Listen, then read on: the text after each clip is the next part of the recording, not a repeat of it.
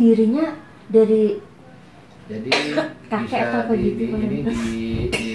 diceritakan ya bahwa Masjid Al Mustafa ini yang tadi Ibu pertanyakan asalnya dari mana? Asalnya dari nama pendirinya, yaitu Eyang Haji Tubagus Mustafa Bakri dari Banten. Oh iya, Eyang Tubagus. Haji Tubagus Mustafa Bakri dari Banten. Kemudian dibantu sama rekannya, sama-sama ulama juga, ya, yaitu namanya Mbah Raden Gita Manggala dari Cirebon. Jadi ini masjid ada perpaduan budaya antara Banten dan Cirebon. Cirebon berarti anu ya Pak ya, kesepuhan ya. Ya. Kemudian didirikannya informasi dari sesepuh kami, yaitu kurang lebih sekitar tahun 1300-an Masehinya. Sekarang Hijriahnya 700-an. Ya, kalau 728 Hijriah gitu ya. Kalau Masehinya 1307 Masehi. Ya, di sini emang ada perbedaan dengan pemerintah juga. Pemerintah di situ terpampang di 1728.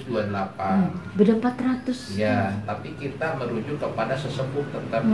Saya kalau dapat informasi dari sesepuh tetap tahun 1300-an. Yaitu nanti kembalikan ke ke hal pemirsa mau seperti apa. Yang penting, yang jelas kalau masjid ini memang didirikannya oleh dua ulama yang dari Banten dan Cirebon. Dibantu lagi sama ada dua ulama juga, yaitu namanya Mbah Khair dan Mbah Kadir. Ya.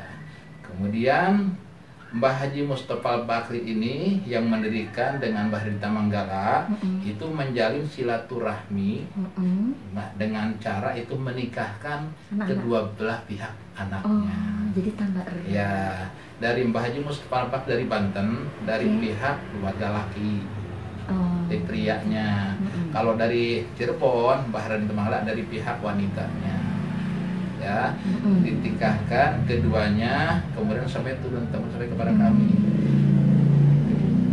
Ya, alhamdulillah, informasi yang memang dari sesepuh juga bahwa emang sampai ke kami ini harus bisa kalau jadi pengurus harus bisa melestarikan, menjaga, merawat juga budaya, jangan sampai dilepas.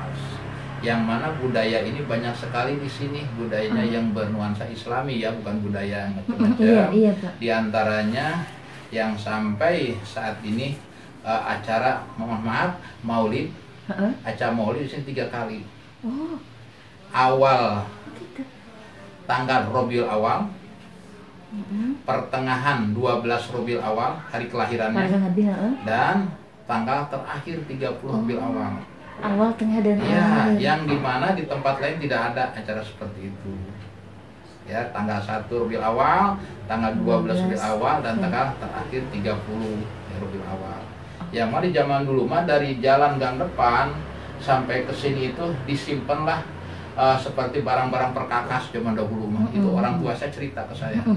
Disimpan perkakas seperti keris, segala macam perkakas yang bukan berarti kita percaya ke muslim seperti itu ya. Emang suka ada kegiatan-kegiatan ritual ya.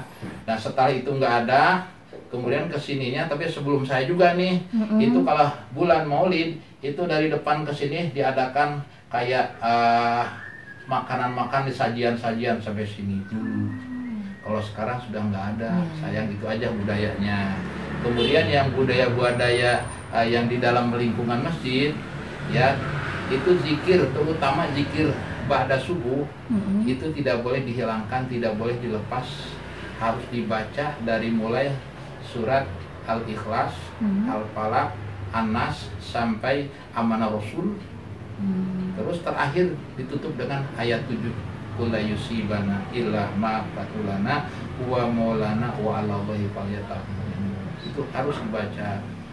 Fungsinya apa? Di zaman dahulu, dikarenakan zaman sepuh-sepuh kami suka mendawamkan itu, ketika ada sesuatu keburukan di sini, informasi orang tua juga ya, bahwa zaman Belanda, zaman Jepang, ketika ini mau diincar untuk dihancurkan, tidak pernah terjadi.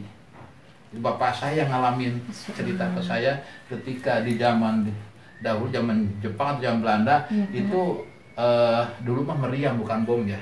Oh iya, Meriam itu ditujukan ke sini, ternyata lewat garing sini. Jadi kayak ada pelindungnya Ya, seperti itu Pak. Di sini insya Allah sampai saat ini juga masih ada yang menjaga. Saya merinding Bu. Kalau ada istimewa yang di sini mau sholat sholat malam, diizinkan silakan. Barangkali Bapak suatu saat Ibu kapan-kapan mau istilah sholat malam di sini silakan. Di sini 24 jam tidak dikunci. Malah beberapa bulan yang lalu ada orang yang kesini ikut sholat malam, ya saya bilang silahkan, yaitu istilah minta petunjuk ya, minta petunjuk sama Allah, ya ada berupa kesulitan.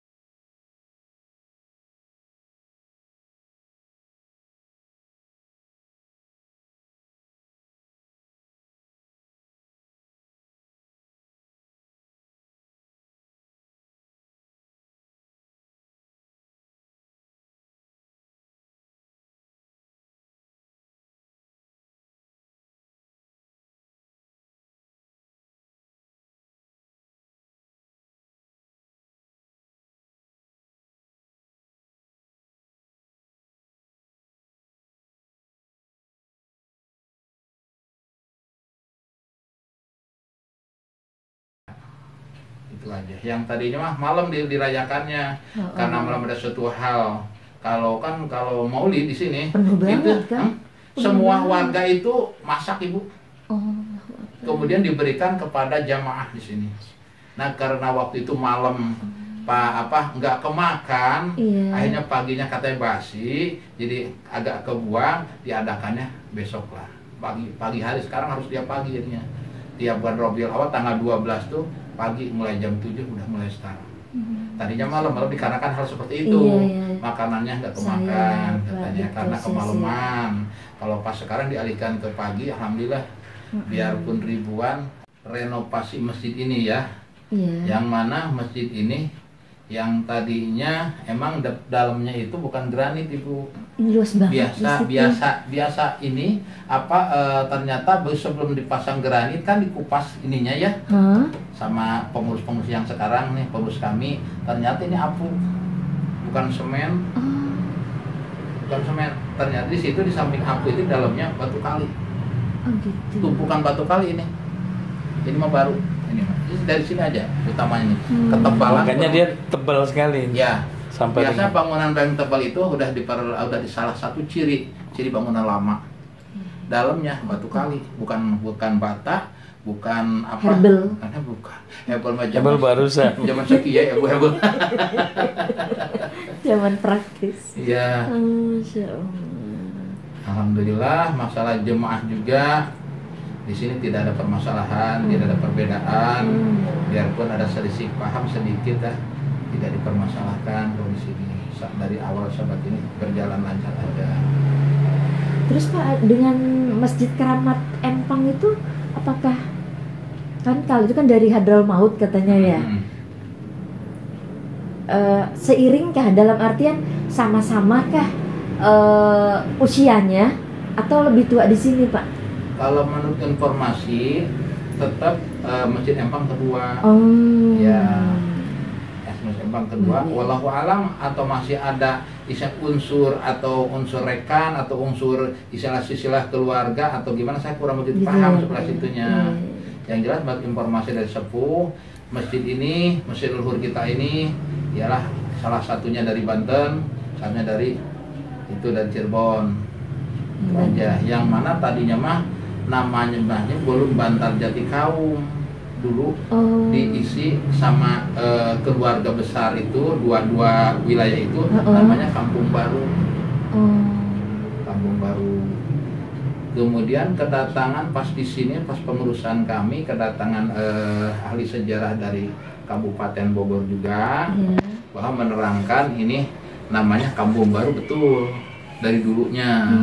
Dia melihat sejarah ketika di mana di Belanda, ketika meninjau ke Belanda, dan di situ ada istilah satu riwayat yang menjelaskan di sebelah kali pinggir Ciliwung, ini kan di sini Ciliwung ada. Iya, tadi makanya saya bilang di sungai apa ya, gede banget Ciliwung. Nah, di sebelah pinggir kali Ciliwung itu berdiri sebuah kampung. Ini ternyata. Jadi itu bukti otentik ya, Pak ya. Itu dari zaman Belanda aja. Sudah sini. Ternyata emang iya. Cuma di situ apakah sudah berdiri bangunan masjid atau saya kurang begitu paham tuh ya. Pokoknya di situ berdiri sebuah kampung namanya Kampung Baru.